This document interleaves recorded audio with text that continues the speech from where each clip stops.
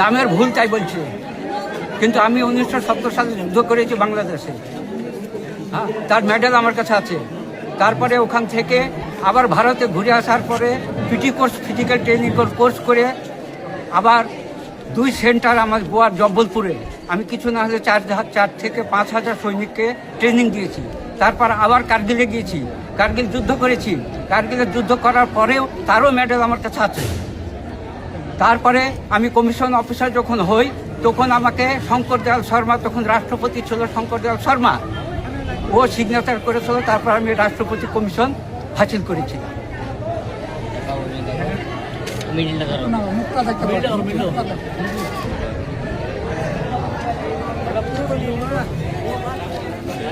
তারপরে আমাকে কেন হিয়ারিংয়ে হ্যারাসমেন্ট করছে?